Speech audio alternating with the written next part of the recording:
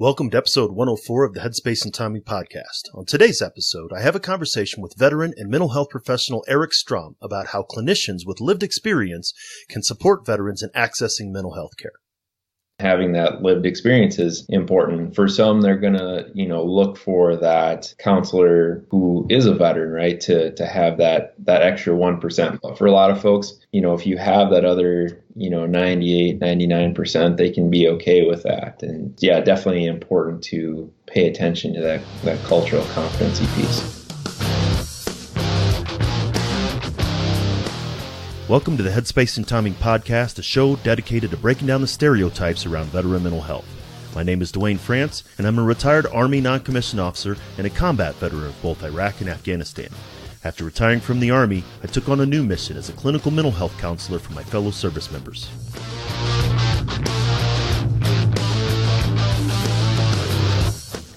If you served in any branch of the military, then you're familiar with the M2 machine gun, the 50 cal.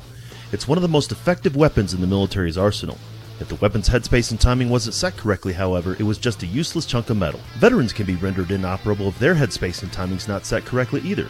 That's my goal with this show, to change the way that we think and talk about veteran mental health and reduce the stigma against seeking support.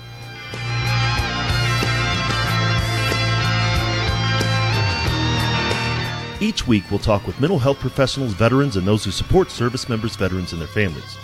We're going to have real and honest conversations about a topic that most just don't like to talk about, veteran mental health. Let's jump into this week's conversation.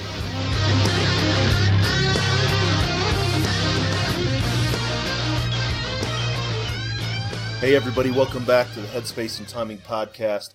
Once again, and as always, we really appreciate you taking the time to listen and learn more about veteran mental health.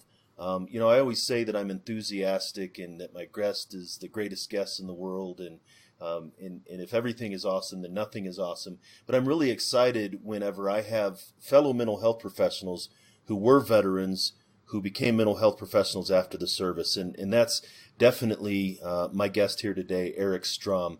Eric spent some time in the Marine Corps, which we'll get into, and then got out and started doing some things in clinical mental health and private practice. So before we get into that, I'd like to welcome Eric to the show. How you doing? I'm good. Thanks for having me on.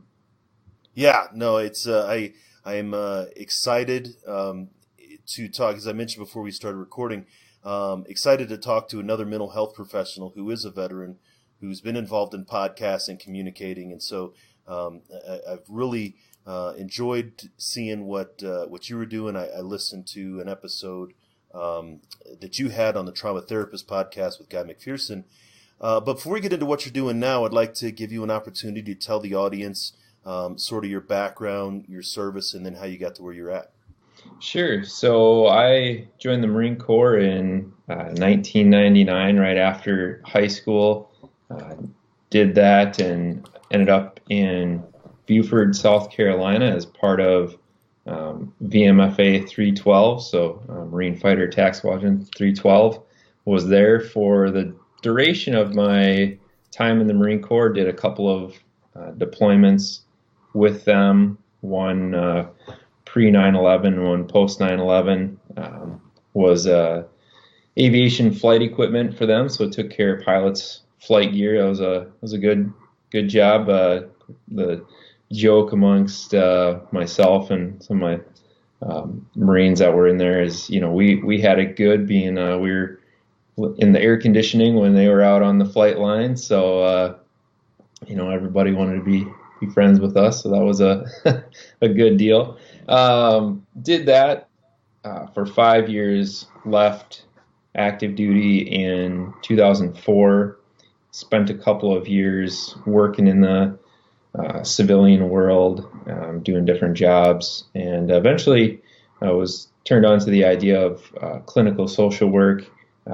Really knew that I wanted to help veterans in some way, and at that point in time, I thought, doing individual therapy with them, helping, a lot of these veterans coming back from Iraq and Afghanistan would be the way I'd want to do that. So I started in 2006 and had already had some credits under my belt, so was able to graduate from my undergrad program in 2008. Did an advanced practice master's program and graduated in 2009 with my master's in social work. And that started my journey down the road of clinical mental health. So, and that's I always find it fascinating how veterans, in combat veterans, those with deployments under their belt, this isn't a typical career field that we would go into. This is atypical. And you said that you were turned on to the idea of clinical social work. How did that happen and made you think that this is what you wanted to do as opposed to the other stuff you were doing after the military? Yeah, so the story goes at that time, my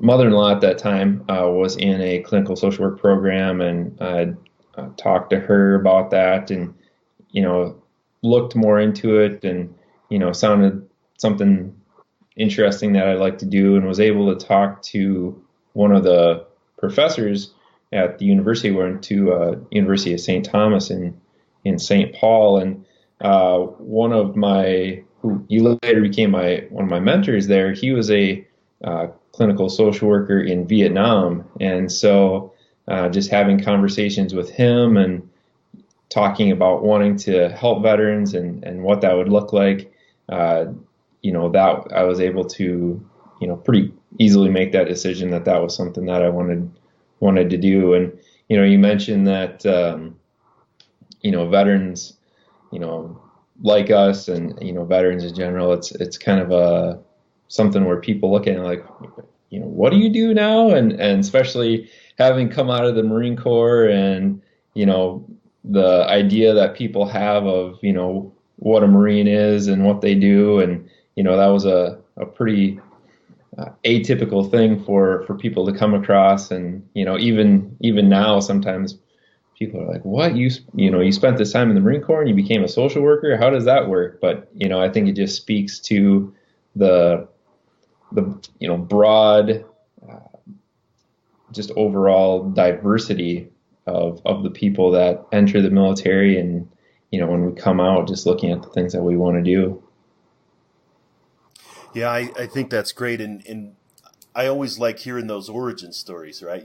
How, because it is so unique, how somebody got into this. In a very similar way, I had she was the lead social worker here at our local vet center in Colorado Springs, retired Air Force major who, like your mentor, had gone in the military and then had gone into the career field. And so it's sort of like the mentorship piece and being able to see that, hey, there is a place for me here, and sort of being able to consider something different. So then once you got your degree and you started practicing, so what are you doing now with clinical mental health? So now, I've gone through a journey of, several different positions over the course of my career. And right now I work at Mayo Clinic Health Systems in Eau Claire, Wisconsin. Been there for not quite a year. And in the way that life often happens, I'll actually be leaving there before too long to head back to Minnesota, which is where I'm from. I'm scheduled for deployment next fall, and I'm going to be working with the brigade that I'm deploying with to get them kind of spun up in regards to mental health and behavioral health policies and things like that. So, and that's something I think, so you're currently drilling as a member of the Minnesota National Guard, and are you going back to Minnesota? Yep, that's right. So I currently drill as a member of the Minnesota Army National Guard as a behavioral health officer. Just wrapped up my last drill, for now anyways, with a brigade support battalion that I've been with for a few years, moving over to an aviation brigade who I'll be deploying with this fall. So I've been doing that, like I said, since about 2010, although in those initial years I didn't have my independent license. And so anyone familiar with the military or not familiar with how the military works, you need to have your independent license before you're credentialed as a provider in the active duty or National Guard or reserves.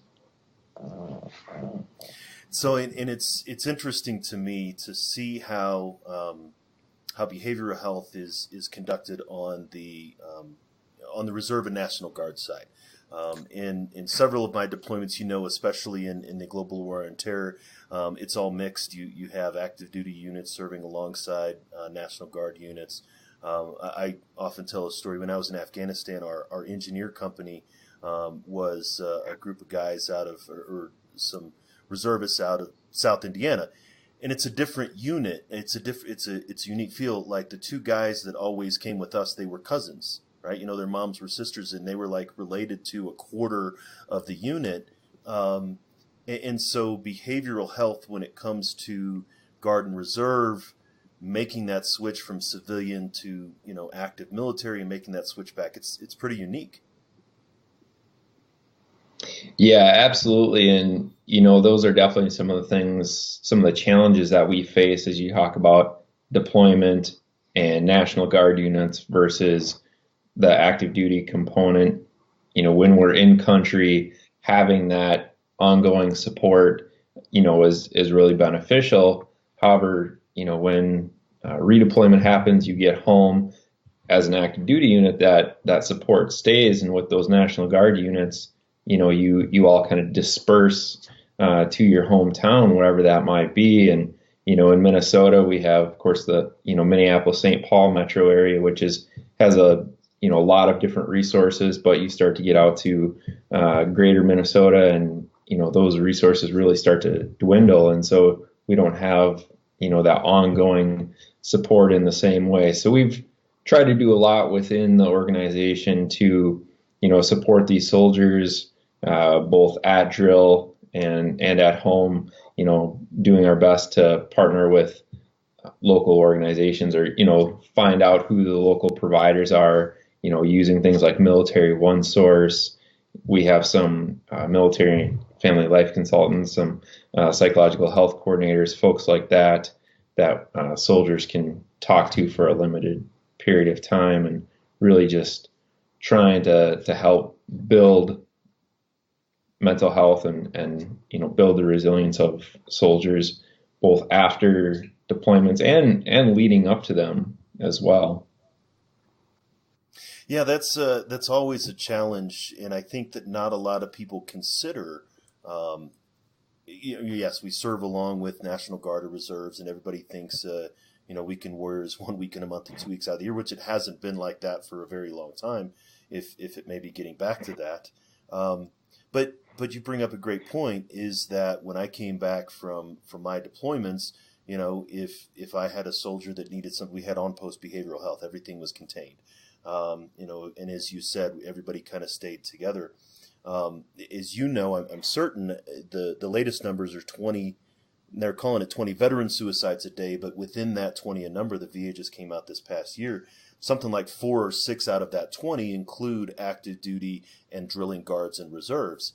And so that's a huge gap that, heck, you could probably almost drive a bus through. Because the Guard and Reserve who are currently on status, they don't have access to the VA. They don't have always proximity to, military installations. And that just goes back to the challenge you were talking about. Yeah, absolutely. And definitely, as you pointed out, within those, the 20 a day, there are a significant number of, active duty and Guard members that are committing suicide. And unfortunately, in Minnesota, we've had our share of those as well. And, it really is a challenge when we look back at these individuals and, trying to assess what could we have done differently? Were there resources that we missed? Were there things that we could have provided? And, sometimes it is, that maybe somebody could have reached out and done different, or not sometimes, one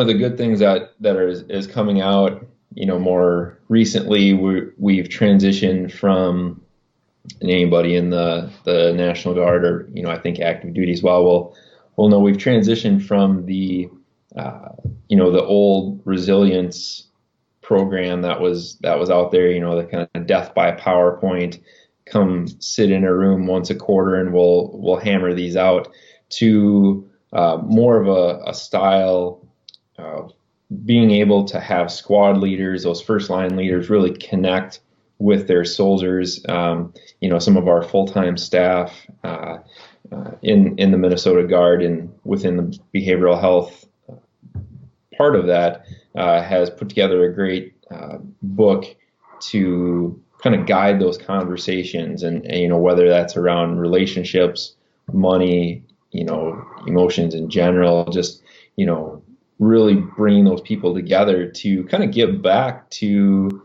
the way that it used to be, right? Where and probably more like what you and I experienced on active duty, where your team, your shop, your squad, whatever it is, you are a close-knit group.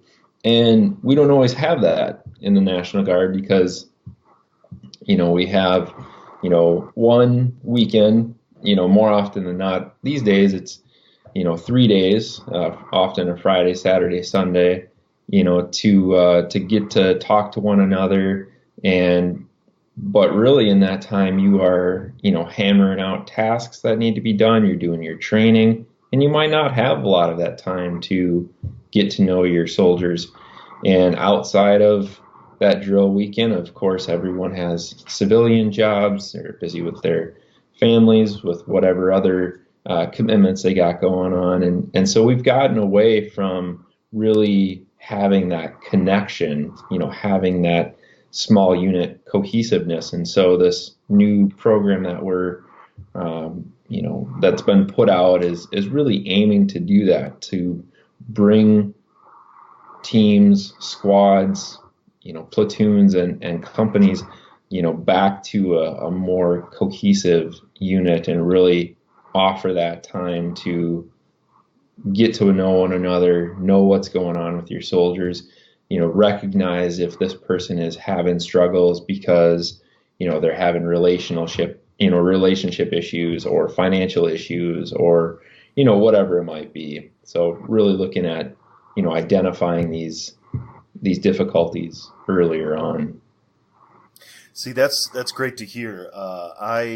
When I retired at the end of 2014, I had been a master resilience trainer, and so I definitely tried not to do that death by PowerPoint. But then, it's in with everybody else's, and if it's not a priority from the command, obviously, then it's not going to be implemented. But the point that you make about the first line leaders getting involved, I've always told people that that's extremely critical. As well as I do, both in mobilization and demob, and then in your own active duty deployments. And so this is as much for the listeners as when we're sent somewhere, we go through initial readiness processing, and then we come back and we have to go through the post-deployment assessments, right? And we go through and get all poked and prodded. And here at Fort Carson, it's just this long hallway that's like, 200, 300 meters long. And at the end of the day, you're sitting there next to your buddies and just waiting to talk to the provider. And I have this idea that the first sergeant commanders, walking up and down saying, make sure you tell everything to make sure you say everything to your provider. Make sure you tell them what's going on. I don't want no blah, blah, blah, right? But that PFC is sitting next to the NCO that he just spent 12 months in combat with.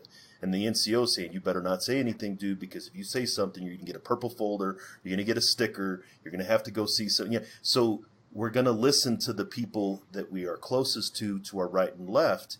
And I've always said that if we don't get that message to the bottom line in the squad bays, the motor pool, and the team rooms, then the commander can stand up all day and it's not going to be effective. Yeah, absolutely. I think you definitely hit on it there as far as the, that PFC, listening to that NCO, hearing like, hey man, you better just tell them you're good to go so we can get out of here. And absolutely, I've heard that from, a lot of different people when they've come back from deployment, they're like, man, we're not going to say anything. We know that if we say something, that's just going to prolong this process. Like, we are done. We want to get out of here. I'm not going to say anything. And so I think, yeah, really working to, break down that stigma and really get the word out there that, hey, just, it's better to say something now than to suffer in silence. Let's, do what we can to help you on the front end, and, really working to build that culture of, yeah, you might be here another, hour or something, but that's going to be a lot better than you going home and, suffering in silence, or, having family issues or whatever it might be. And it might be something that comes out farther down the line. I think we both know that right away when you come back from deployment, things might seem great, but those, 60, 90, 180 days out, things start to show up. And so really even, building, the culture around that too, that look, if things are getting tough farther out, that service members can come forward and talk to their first line leader about that as well. And that's really part of the idea behind, this program that's been rolled out, is, having those relationships, being able to talk to those people that you trust. And it sounds amazing. And then something else that you had brought up earlier that ties into this is something that I hadn't considered. I joined the Army Reserves in '92. I spent 9 months in the reserves before I realized that I really wanted to go active duty. So I'm familiar, obviously, with maybe the disconnectedness. I know one person still from the time that I was in the reserves, and I wasn't in very long. But this sense of isolation that, you're only with each other, a short period of time every month. And if you haven't had a recent deployment, we know, as well as I do, that one of the risk factors for suicide attempts or completed suicide is a sense of social isolation, along with the sense of burdensomeness, and then the Joiner's interpersonal theory of having the lethal means to execute or to carry out the suicide attempt. But that isolation, maybe when you're on active duty, that's not really there. And even maybe if you're in the veteran space, you might have connection if you make it. But if you're in that no man's land of Guard and Reserve, that isolation is really part of the unit structure. Yeah, absolutely. And certainly there are, some units that do it better than others, as would be the case, active duty or otherwise, that, are able to get their soldiers connected to one another. And a lot of that has to do with the, geographic location, of your soldiers and how connected they feel. I mean, and certainly, today's National Guard is not what it was when my dad was in, where he, served in the same organization for the majority of the time he was in the National Guard, and he did it for 20 years. Nowadays, for promotion, for just moving forward with your career, you're gonna be moving around. So I have soldiers that I've worked with, in my unit, who drive 3-4 hours to get to their drill site. So. And that, if they're the only one coming from that community, while we have a lot more opportunity to connect through, text, phone calls, email, Skype, things like that, it still is a challenge for people. So yeah, that definitely that social isolation, can really be a struggle for folks. And, we're always looking at that from the behavioral health standpoint. I know commanders look at that. First line leaders, just how we can work to improve that, whether that's through, FRG events, through, holiday parties, family events, whatever it might be, just to bring everybody together and feel more cohesive. Yeah, and I really appreciate this. It's giving me a different perspective, and even reminded me of some of my own clients. I've got some clients who served in the reserves or Guard, and as I've mentioned before, and you nodded that it's not just 1 week in a month and 2 weeks out of the year, but one of my guys said he was a deployment chaser. Like he would jump from unit to unit and he would just chase deployments. And so he was like, I was in the Guard for like 8 or 9 years, but I was always on orders or active duty or coming back or going. And so you have some of these guys and gals that are chasing a deployment. Maybe they got back 4 or 5 months ago. And in active duty Army, quote unquote, you should have caught that and not been allowed. But was that common before? Is that still common now for you? Yeah, that's not something I can say that I've seen a lot of, as far as, folks transferring from one unit to another to kind of chase those deployments.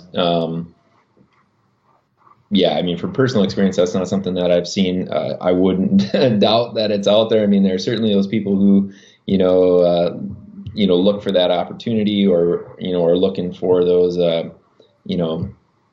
active duty orders for those full-time National Guard orders to, because it's a good benefit for a lot of folks.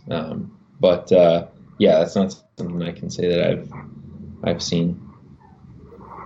Yeah, and I just found it interesting, and even, we always talk about, waiving our dwell time, that time in between our deployments.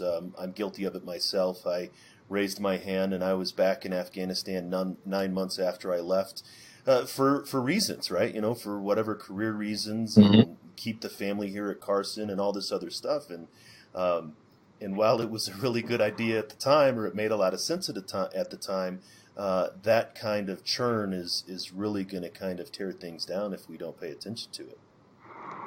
Yeah, absolutely. I mean, those going, from one right into another, just looking at, the toll it can take, on the individual, as far as whether it be, physical and or, mentally, what that can do, and certainly what it can do to families. And, you being on active duty, listening to some of the previous episodes, talked about your family and being at Fort Carson and having that support of that active duty component. And certainly if you look at, the National Guard and how that looks, much the same as, there's that social isolation for the service member that can be even more true for the families.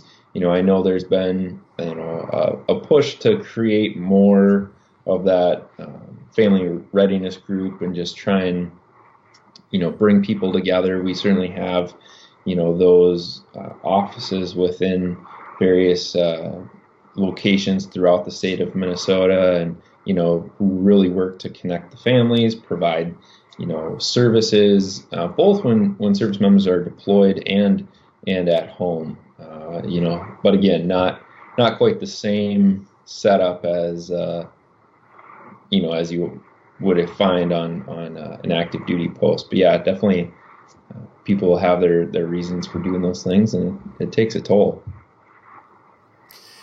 And so that's what you're doing with the Army National Guard. Are you working with veterans on a consistent basis in your non-military clinical work? So in my non-military clinical work, I see a few veterans, not as many as what I would like, and that's just due to the nature of how things go with being at a bigger hospital like I am.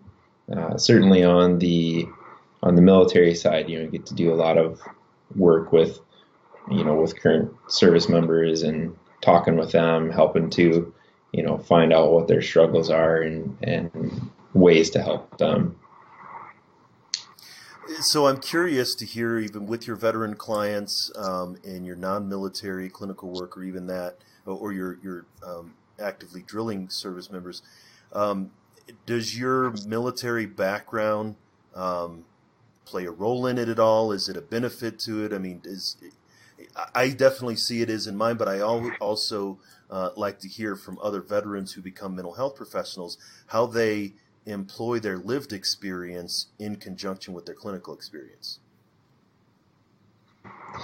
Yeah, definitely. The experience that I've had from the time in the Marine Corps, my time in the Army National Guard definitely has been a benefit to my clinical work and, in working with veterans. I mean, as you've experienced for sure, it's, when they don't have to explain to you, what, going down range is, what being in country is, what an MRAP is, whatever it might be, right? I mean, it just creates this common language that expedites the process and allows for a level of, feeling comfortable, with that person and just having that openness. I've talked to veterans that I've worked with and, they maybe have, tried, therapy in the past and just didn't find it to be a good fit because they didn't want to have to, explain it to the therapist, or,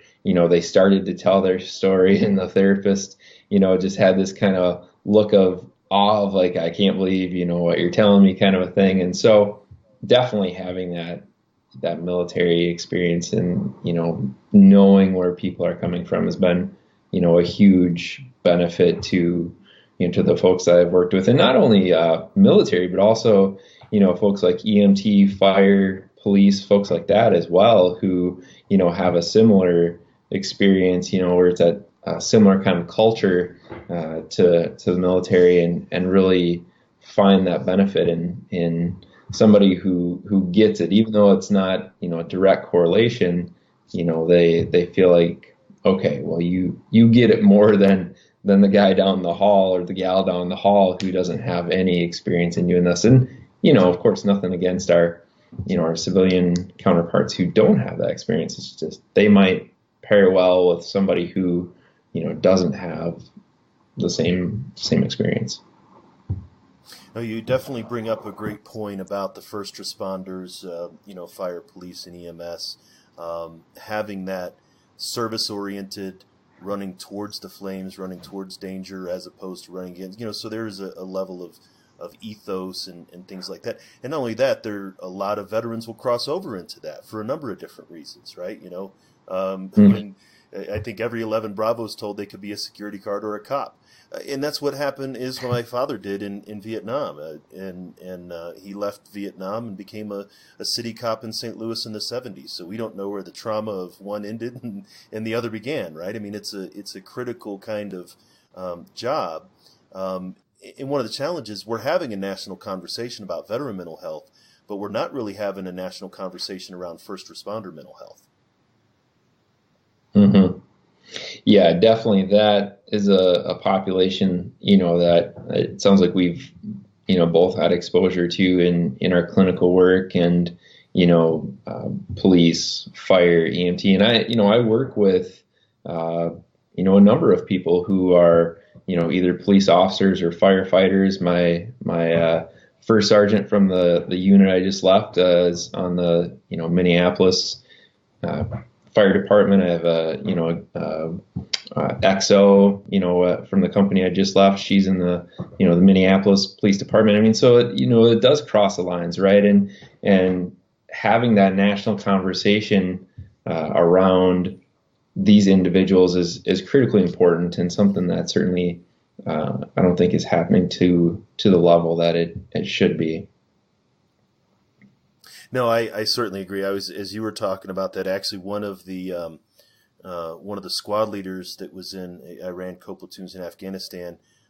He just passed so he's state patrol, and like he's 2 buildings down from me is where their barracks is, right? And so it is a big crossover. And then you were talking about, again, families before, right? And the same, I heard somebody describe it once as, a first responder's wife. It's like 360 mini deployments where, when I walked out the door, perhaps you walked out the door, our families were like, okay, there's a possibility he may not come back in a year, but it's almost first responder families feel that every day. And so there's Mm-hmm. a need to support that as well. Yeah, absolutely. And that's a great way to look at, 360 mini deployments, because every day is really a challenge for those individuals. You don't know what you're going to come up against. It might be a calm day with, nothing happening, or, it might be quite the opposite with, terrible things happening. So, it's a great way to look at it, and definitely those experiences take a toll on, on the family unit as a whole, and having that support and understanding for those individuals is definitely something that would be a benefit, for us to be having that conversation. Yeah, no, certainly. This has been great, man. Before we take off here, any last thoughts? Anything you think that listeners might want to hear from a former Marine who's now a mental health professional? The biggest thing that I would say, and it's something that, I talk about with, civilian providers is, if you are a civilian provider and you're, wanting to get involved to, help veterans, help military, definitely, reach out to somebody that you know. If you don't know anybody, feel free to reach out to me. But really, looking at developing some of that cultural competency, right? We talk about that a lot in the helping professions, having that cultural competency, and the military is no different. We have our own kind of cultural context, and so that certainly is important to have that understanding of what that looks like. And then and I've heard you talk about this as well, and some of your other guests, just to those veterans out there who might be struggling, whether active duty, National Guard, Reserve, whatever it might be, certainly reach out, right? I mean, no one's going to blackball your career for, talking to a mental health professional. I know that stigma has been out there and unfortunately still exists to some degree, but,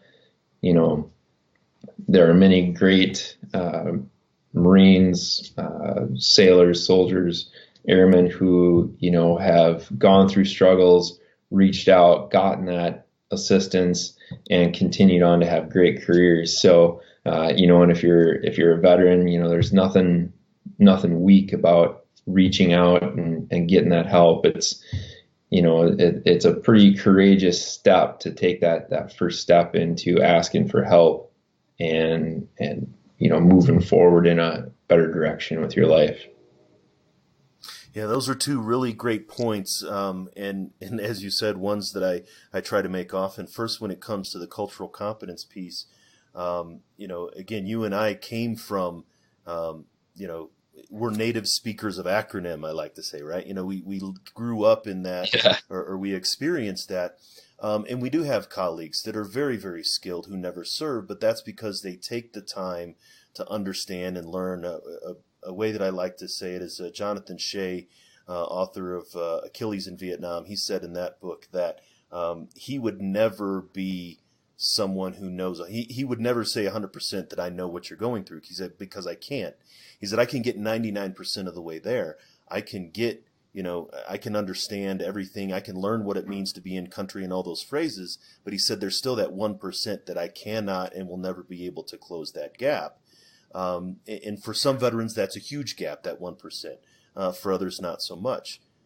You and I, however, came from that lived experience side and developed clinical skills. And so, I'm way behind some of my colleagues, obviously, and I've only been practicing for 5 years.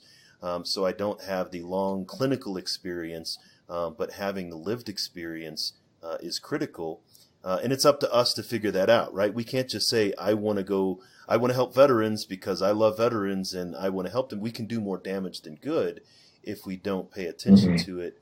And that's really what I hope some of what the podcast does, that if somebody really wants to learn about veteran issues, that they're able to listen to this. And so I really appreciate that cultural competence piece. Yeah, absolutely. And having that, like we talked about, is such a critical part, and having that lived experience is important. For some, they're going to, look for that counselor, who is a veteran, right? To have that extra 1%. But for a lot of folks, if you have that other, 98, 99%, they can be okay with that. And, so just, yeah, definitely important to pay attention to that cultural competency piece. Right. And so, again, as I often say, veterans don't need a real big reason to avoid treatment. And so if I can say, hey, well, I only need a, 11 Bravo who was deployed to Bakuba between these, and so if I put all these obstacles in my way and say I need that, then there's some other stuff going on.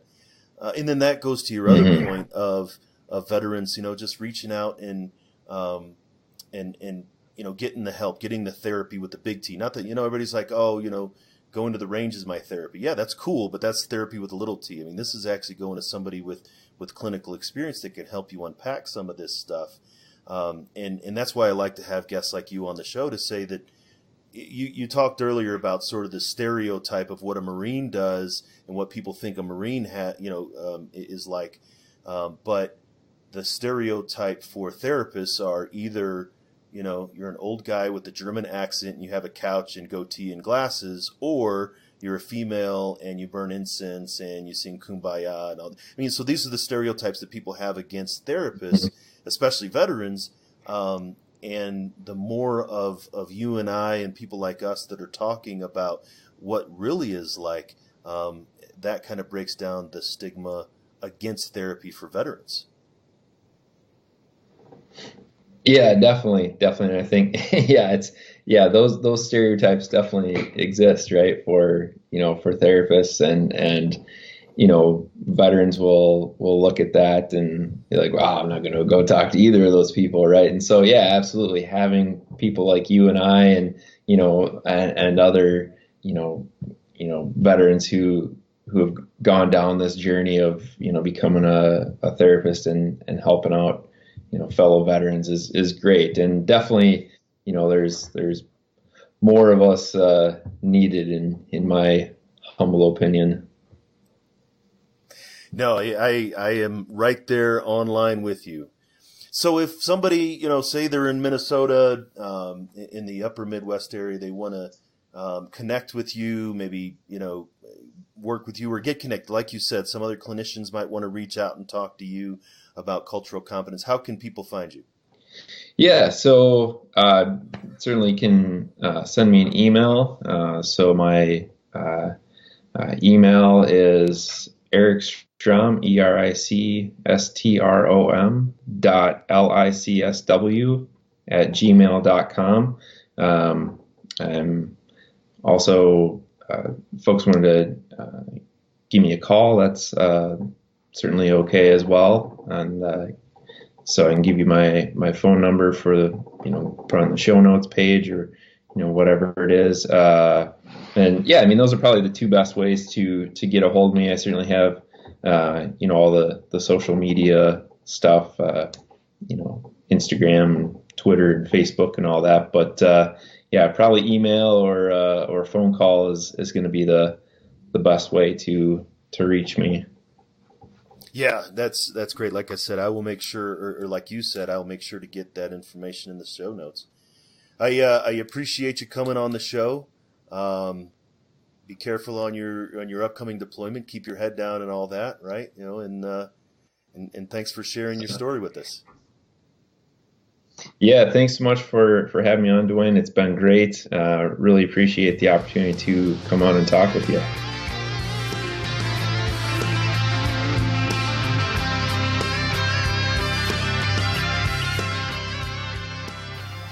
You're listening to Headspace and Timing, where we're trying to change the way that we think and talk about veteran mental health.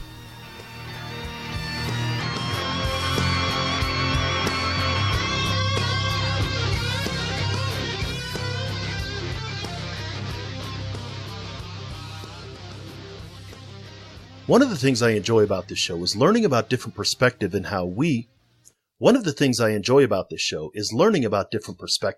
how we, as mental health professionals, can impact the conversation around veteran mental health.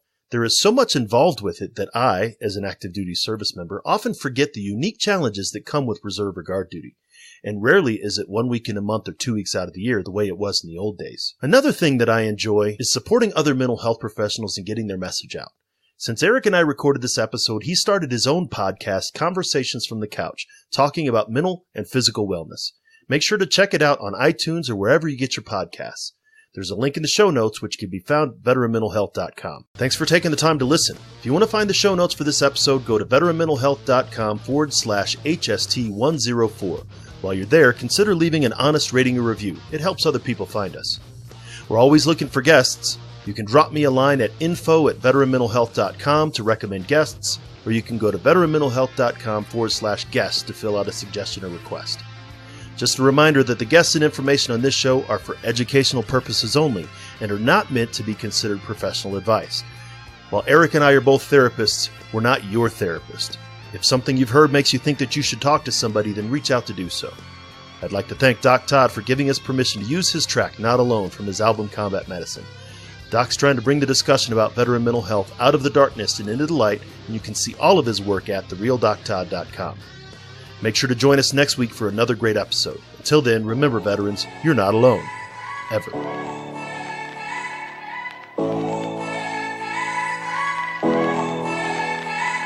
The struggle is real, found a piece and lost a soul. Eventually my drinking, it got out of control. There in darkness I roam, struggling to find home. See, suddenly death didn't feel so alone. 22 a day, destination unknown. It could have been avoided if you picked up the phone, but now you're gone, so I guess all we get is the tone. Nothing but bone weeds, overgrown, pushing up stones. I've triumphed over enemies, co-creating enemies. Broke out facilities that tried to put an end to me. R.I.P. I'd rather grind in tranquility. Authentic tendency, embrace my ability. I try so hard to have faith. I bow my head and I pray. Lord, please let me the strength to carry on and keep standing. How this life so demanding, so much pain on this planet. I heard each time my way, but with you I'm not alone. You're not alone. That every time that I fall, I'ma call on you, pick myself back up again. Without my Georgia girls, yeah, I'd probably be dead. Cause I'd be taking every neg that the VA said. Gave every shred, every last thread of my identity. Conquer my fragility, eliminate the enemy. Deliver me, God, from temptation. Tell me that this life is just a matrix. Need a facelift, back to basics. Vision Lasix, I only feel alive when I hear the bass kick. Oh, I try so hard to have faith. I bow my head and I pray. Lord, please let me the strength to carry on and keep standing. Stand up. How this life so demanding, so much pain on this planet. I heard each time my way, but with you I'm not alone. Not alone. You're not alone. And every time that I fall, I'ma call on you, pick myself back up again. Yeah, just pick up the phone, you're not alone. Just pick up the phone, you're not alone, man. Just pick up the phone, you're not alone. Yeah, pick up the phone, I'm right here. And I love you guys. Take those bottles out, dog, and pour them in the sink. Take the needles out your arm and the gun away from your forehead. It's time, man, you've been through enough pain, stand up. It's time to stand back up. All my veterans, man, Army, Marine Corps, Navy, Air Force, Coast Guard. Get up, you know.